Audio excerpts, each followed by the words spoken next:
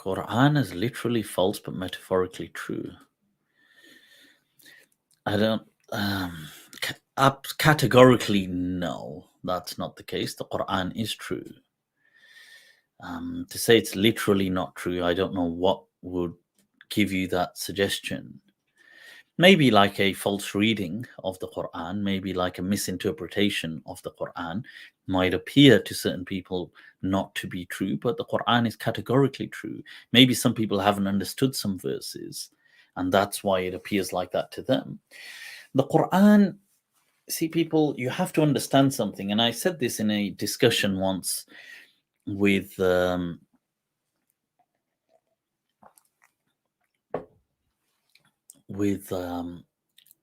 I believe it's with a few ex-Muslims. I believe it was with Abdullah Gondal and also with, I think, Vidu Vids. And I'm not sure if we discussed that when I discussed it with Haris Sultan. That you see, when you say true, what do you mean by true? And I'm sorry, but you don't get a monopoly on that definition. What do you mean by true? When a person says this is true, what do they mean? What how do you define true? And then when I said this, some of the people they got rattled. Oh, what's that supposed to mean?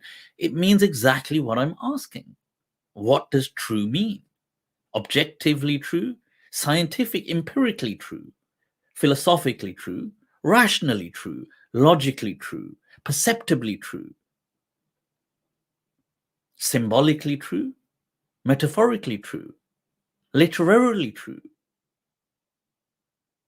What is truth? Now you may say, well, truth is simple, but that's because your mind is just so simple that it doesn't perceive that. If I told you I'm wearing a blue shirt, is that true? Objectively, it's not true because color doesn't exist. It's just simply an interpretation by your visual faculty. The visual cortex is simply reading a reflection of light and a wavelength in a certain way. That there's no absolute categorical truth to that. Sure, there's an intersubjective truth that we've arrived at. It's not absolute, it's not categorical, but it's intersubjective. It does the job, it's good enough. Do people die? Is that a truth? Yeah, it's true from a particular, cellular death. Does consciousness die? Does it? How do you arrive at that being true?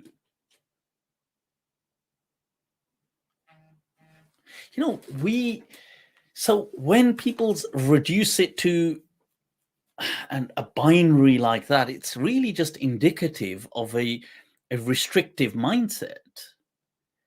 You've got the questions wrong, or you've not understood the questions yourself. Say, well, is scripture true? Of course it's true. Well, what is truth? You're saying, well, what kind of truth? Are you measuring it empirically, like with a test tube? Is this what you're doing? It's not a science book. The Quran is scripture. It's expression. It's art. It's the way art is kind of received. Scripture is received like that. It's an experiencing. Sure, it has a message in there. It teaches about certain things. It teaches about God. It teaches about people.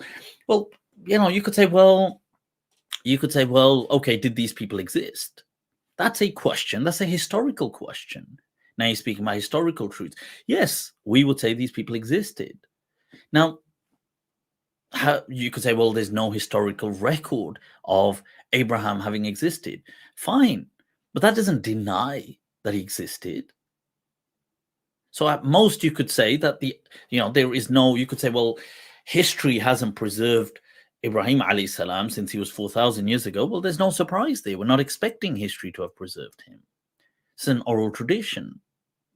You should read the book, The Edge of Memory, that speaks about the oral tradition coming down from at least from the Younger Dryas almost, from at least 10,000 years. You have the Aborigine research that is done in there, the various kind of subcultures, ethnographic research that is done in The Edge of Memory.